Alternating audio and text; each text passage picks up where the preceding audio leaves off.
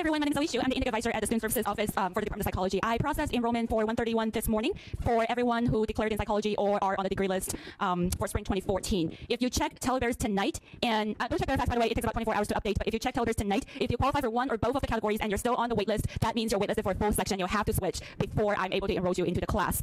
For everyone else who are not declared in psych and not on the degree list, there are about 20 seats left with about 32 students on the wait list.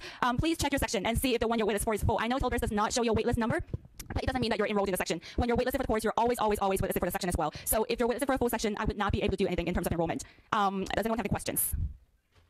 I don't see any hands. Okay, so I'm in 3305 Tolman. My office hours are 10 to 12 and 1 to 3 Monday through Friday. If you have anything that you want to discuss with me, I'll be there. Thank you.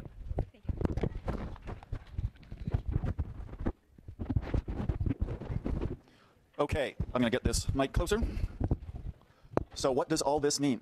My interpretation is, if you're a major, you're in good shape. Takes a little bit for the system to process it. Check Telebears, not Verifax. If you're a non-major still wanting to get in, hang in there. If it looks like you should be in, especially if you're a major, but you're not, it's probably because the section time you were enrolled for is full.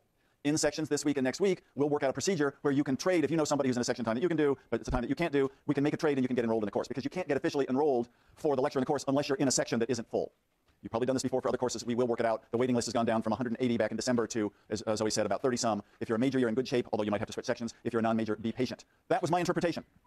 So today, we've got to first take on the topic of, if this is a course on developmental psychopathology, what the heck is psychopathology? What's a mental disorder? What's a mental illness? This is not an easy question. Some of the best scholars in the world have been grappling with this for not just centuries, but for millennia. How do we know that someone isn't functioning mentally, socially, behaviorally, emotionally the way that we think they should? Are they in a separate category? How do we know that there's a group of people who deserve treatment or should be classified as having a mental illness or, quote, belong in the DSM? These are big questions. So, other than the textbook this week, chapter 1 of the book I wrote on stigma, but the first chapter of that book really spent the majority of its time defining mental illness, will be very helpful. So what's the first model? I'm going to jump ahead to something that I've just put in that's not actually the B-space, is a statistical model. Here's a beautiful Gaussian normal distribution, a bell curve. The first definition of mental disorder is what? Is hitting the right buttons on the screen. You have a mental illness if you're abnormal, meaning you're far from the statistical norm. This is a way of defining mental illness that has to do with rarity. How far are you from the center, the mean, the median, the mode of the bell curve? Very statistical. You might think, well, nobody ever does that. Yes, they do all the time. How do you gather participants for a study of depression? You usually have participants fill out the Beck Depression Inventory or the CESD rating scale, and you define people who've got a whole bunch of symptoms. I feel sad all the time. I'm having trouble sleeping. I don't have interest in the activities that usually interest me. My motivation's terrible. I'm not sure life is worth living. If you're way on the end of the curve, you've got depression. It's defined statistically. This happens all the time for studies of kids with something like ADHD, whose teachers rate them as way on the end of the curve. So what's the issue with the statistical model? Well, it's convenient. Maybe it's really true that if you're way out in the 99th percentile of depression scores, maybe you've got something called depression. But there's two big issues here. How far from the mean do you have to be? On depression, if the mean is normal depression and some people are very low in it, and we're going to go out on the right-hand tail here, do you have to be in the 90th percentile or the 95th or the 99th or the 99.999th? It's pretty arbitrary, isn't it? Unless there's an actual break in the curve, unless there's a group of people who are way 4 standard deviations out, we have to draw a line that may be right in the middle of a cluster of people. Now, back to medicine. How do we define hypertension? High blood pressure, statistical model. Who is very far from the mean in terms of systolic and diastolic blood pressure? But there's no real break in the distribution. In fact, what happened in the summer of 2003 in the United States? On July 1st, 40% more men had high blood pressure than on June 30th, because the American Cardiological Association changed the definition. They said, it's probably risky if you're 140 over 90, even 135 over 90. We're going to call that borderline hypertension. So they changed the place on the curve in the statistical model where you were above it. The statistical model can be arbitrary because we're not positive how far above or below the mean you have to be deviant. So that's the first big issue. The second issue is what I just said, above or below the mean. If you believe in a statistical model of deviance, what's the case? 3 standard deviations below the mean is just as deviant as 3 standard deviations above. So therefore, you belong in a categorization of mental illness if you have an IQ score below 55 and above 145, because you're just as rare. But what do we call people above 140, 145? We call them geniuses. They're revered. They're not deviant. They're great. So a true statistical model would say that both sides, both tails, are equally deviant, but we really don't do that in practice. What's another problem with the statistical model? What do we know from research in the last 25, 30 years? Far more people than ever come to the official statistics have been victims of physical or sexual or emotional abuse or neglect. It's fairly common. Well, if it's fairly common, it's not a problem. The statistical model's tricky in that way, isn't it? If you live in a community without fluoride in your water supply, what percentage of kids get dental caries or tooth decay? 85%. Well, it's not a problem. It's fine. It's normal. So very frequent events may be pathological. So the statistical model has limitations in that way. Questions about this? This is a really common way of defining mental illness. Yes?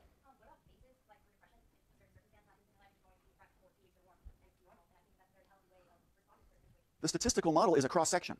Today, let's give everybody a depression rating scale in this class or on the campus or in the country, and we'll define a certain percentage of depressed. But maybe depressive symptoms wax and wane. Maybe it's normal to feel depressed if you've lost someone close. Maybe that's evolution's way of having us shut down for a period of time and garner resources. So the statistical model may ignore that altogether. It's an excellent point. What else? Other questions on the statistical model? Is it used? It's used all the time, but there's problems with it. Anybody else? I can't see. Okay, I can't see out there unless you raise your hand. Now here's a second model. Don't think statistics, think sociology.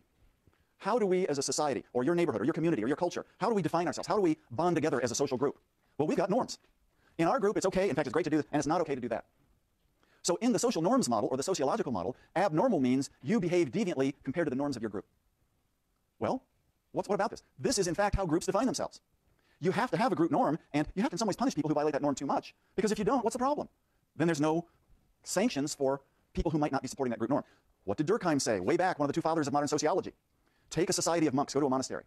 Now, compared to most of the rest of chaotic society, they seem like they're behaving perfectly. But in that society of monks, the monk who whispers the prayers at Vespers too loud or choose too loudly is deviant, because it's violating that social norm. And again, it's probably important for each group to have rights and wrongs. But what's the problem of using this model to define mental illness? Maybe it's all socially relative. What happened in the USSR before the fall of the Berlin Wall and the deposition of the Soviet Union back in the 30s, 40s, 50s? There was a diagnosis in the USSR called anti-socialist personality disorder. Because you had a mental illness if you didn't believe in Marxism-Leninism. If you were a socialist, you were deviant. You actually had a mental illness. So the problem with the social norms model, I mean, every group has to have its norms, but if we use it as the criterion for mental illness, we're likely to brand political dissidents or people in religious minorities or people with different beliefs as not just deviant, but mentally unstable. So it can be used for political repression. Question back here. Well, the statistical model says you're deviant depending on where you are on the bell curve.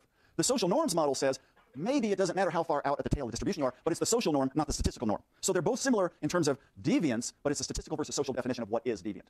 So in a few minutes, one of the higher numbers here, we'll talk about something called harmful dysfunction. When we talk about it, keep in mind the social norms, social deviance model. Question? So if I'm driving to campus, most of the time the Berkeley police doesn't pull me over and say, nice job, you were driving the speed limit. Way to go. It's like, hey, buddy, I got the radar gun and you were going 50 in a 25 zone. So most societies don't have enough resources to deliver consistent positive reinforcement. There's sanctions for deviant behavior. So that's why the social norms model is so positive. What are the sanctions for really deviant behavior? We know from behavioral psychology that positive reinforcement is really powerful. Maybe the Berkeley PD should be giving out good points for good driving rather than tickets for bad driving. But the social norms model is really based on punitive sanctions for normative behavior. Right. One more, yeah. So it can be very subtle, implicit social norms that, yeah, I get group membership by getting kind of subtle reinforcement for behaving the norm. That happens all the time. So what's the third model? It's really an extension of the social norms or sociologic model. It says we define abnormal behavior, mentally disordered behavior, on the basis of violations of moral norms. Well, this was the definition of mental illness for much of human history. You were possessed by an evil spirit or an animal spirit. You were morally flawed. You didn't have good Muslim or Christian or Judeo-Christian or Hindu behaviors. You were abnormal morally. And now we're in the secular age, we're in the 21st century. We don't have, in most nations on earth, church and state merge. So we don't have a moral model of mental illness anymore at all, right? Or do we? How do you feel about the homeless people you walk by on Telegraph to get to class panhandling? Did they feel disgusting? Should they have gotten a job? I'm working pretty hard to get into Cal. Why aren't they? There's moral tinges that play in all the time when we consider behavior we consider or feel isn't normative. What was the biggest day in history for the elimination of mental illness? It was a date in the late spring of 1973, and 5% of the population was cured of mental illness in a single day. The American Psychiatric Association voted out homosexuality as a mental illness. This was a big political issue in the 60s, early 70s. Homosexuality was listed in DSM-1 and DSM-2 as a form of mental illness. And people said, let's do studies. People who are gay and lesbian aren't any more so-called psychopathological than anybody else. This is a political issue. Sexual orientation is a right. It's a maybe inborn tendency. It's not a lifestyle choice. It's not immoral. So if you don't think that the modern era contains a moral model, you're not thinking of history. How we feel, not just about social norms, but moral strictures and codes, really guides the way we think a lot about who's deviant and not deviant. Statistical norms, social norms, moral norms. These are three related but pretty different ways of thinking about who's really different and who's got a mental illness. Now here's a fourth model that's really important for this class. It's kind of putting two things together that are related but not quite the same. Maybe it's not your symptoms or behaviors or emotions that cause you to have a mental illness, but it's how much of a problem you have getting your life together because of those symptoms. It's not just that I feel sad, my life isn't worth living, I can't concentrate. It's the fact that I can't hold down a job or keep a relationship. It's the impairment related to symptoms that's the big issue. So this is really interesting. If this is true, we could have two people with the same degree of ADHD-ness. Two kids, two third-grade boys, sort of prototype. And one kid's in a very supportive classroom and the other is in an overcrowded classroom. They both have the same symptoms, but one kid's kind of thriving and the other kid's not. Who gets diagnosed? The second kid. Not because the symptoms are any different, but because the impairment is different. And how did we know that that second kid had more impairment? Because there wasn't a good fit or match of that kid's problems with his environment or context. So part of the impairment model has to do with going beyond the individual into, this is borrowed from ecology, the fit or the niche. Maybe in certain cultures, in Africa, if I hear voices and believe really strange things, I'm not labeled as schizophrenic, but I'm a shaman, I'm a healer. What in one culture is thought of as highly deviant, in another is revered. Maybe, back to our more prosaic example of ADHD, if I'm really thinking outside the box and I'm thinking 100 things at once and I can really multitask, although I'm not sure multitasking exists, maybe I can fast task, maybe I don't have ADHD, but maybe I'm an innovator. Depends on the context, doesn't it? Depends on what kind of support you get for your different behavioral and emotional styles. So this fourth perspective is really important because it says it's not just the person and the problems they have. It's number one, whether those problems are causing real life issues and impairments, and second, those problems may be dampened or magnified depending on the setting, depending on the context.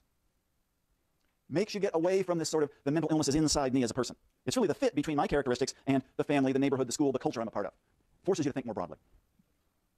What about the good old medical model? This is the model that the DSM embodies. The DSM is published by the American Psychiatric Association. Psychiatrists are doctors. What do doctors do? They examine you, and they figure out if you're healthy or sick. And if you're sick, you need treatment. So this is the medical model. So let's break it down a little bit. I go see my doctor, and like too many people in the Western United States and all over the United States now, I'm a little bit feverish, and I'm sweating, and I've got this cough, and the cough hasn't gone away for 2 weeks. So what is the doctor picking up? I've got some symptoms. High fever, shortness of breath, too much coughing, dizzy. Those are symptoms. Those are complaints I've got. And the doctor, what will the doctor do? Stethoscope, probably take my blood pressure, maybe even take a throat culture, looking for signs. So symptoms or complaints, signs are objective measures of your body. What does the doctor then do? The doctor says, fever, maybe some chills, congestion, trouble breathing, coughing. That's bronchitis. That's a syndrome. What's a syndrome? Signs and symptoms that go together at the same time in the same person. Most of medicine is looking for syndromes. Now, why is this important? In medicine, the goal is what? Okay, I've got fever, I'm aching, I've been coughing, but my back also is killing me, and the headache won't go away, add a couple more symptoms of the syndrome, and the doctor gives a test and says, you've got bacterial meningitis. This is a disorder. This is some underlying body process that explains the syndrome. There's a cause to these symptoms. Other people with the same symptoms and the same syndrome maybe just have the flu. So medicine is the seeking of signs and symptoms, building together into a syndrome, but we'd like to know if there's a disease. Is there an underlying unified cause that explains these syndromes? Now, this is what medicine has been doing, especially since microscopes were invented, and especially since antibiotics were developed. You can use biological tools or treatments to find out what the disorders are. What's the problem with psychiatry and the DSM? We don't have any disorders. Depression is a worldwide problem, but it's not a disorder or disease because it's a syndrome. ADHD is a syndrome. Schizophrenia is a syndrome. We don't know if there's a unifying genetic or biological or sociocultural cause of any of these. So what would make me happy is if we did one thing with the DSM. We just changed the title. The Diagnostic and Statistical Manual of Mental Syndromes, because that's what it is. It's not the Diagnostic and Statistical Manual of Mental Disorders, because there's no disorder in there. In your lifetimes, probably not mine, we will start to figure out what, for schizophrenia and depression and bipolar disorder and ADHD, some subset of each of those syndromes will actually turn out to be a disorder. There may be certain genes that are triggered by certain causes in the environment at certain points in time, and we'll be able to identify them biologically. We'll really have a small set of disorders, but we don't yet. So the medical model is, in some ways, the holy grail, but there's no disorders yet because we don't have unified causes. And what else? In medicine, take my blood pressure, it's pretty objective. That's the sign. What are the symptoms of mental disorders? Behaviors that bother somebody. The kid in class who can't sit still. The person sitting next to you, or maybe you, who's suicidally depressed, isn't feeling that life is worth living. Maybe if you change the context a little bit, that kid's ADHD-ness would start to dissipate. Maybe in another setting, the depression would lift. The signs and especially symptoms of mental disorder are pretty subjective. They depend on culture. So we're not as objective as medicine, even though the medical model is, in some ways, again, the holy grail. What's a goal? If we could convince everybody in America and the world that mental disorders really are illnesses, they really are diseases, then it takes the stigma and blame away. Because we used to blame cancer. We used to blame cancer on weak personal will. You'd never put cancer in your obituary in the 1930s, 40s, and 50s. Family members would say died of natural causes or died of unknown causes. Cancer was stigmatized. Now today, what happens? Players' Championship, PGA, all the guys wear pink on Sunday. 2 Sundays a week in the NFL, the big steroid-infused dudes are wearing pink socks, right? Breast cancer is a national cause. It's not stigmatized. This is a cause we all get behind because breast cancer is an illness. So in some ways, the idea has been, if we know that ADHD is an illness and depression is an illness and bipolar disorder is an illness, that's the solution. Or is it? Maybe mental disorders, mental syndromes, that attempt to convince everybody that they're illnesses like any other, maybe it won't work the same way. Maybe there's something about abnormal behavior that's still a bit different. If you're in this class and awake in a few weeks, we'll talk much more about stigma and see how the medical model really fares. Does it really reduce stigma? Okay, question here.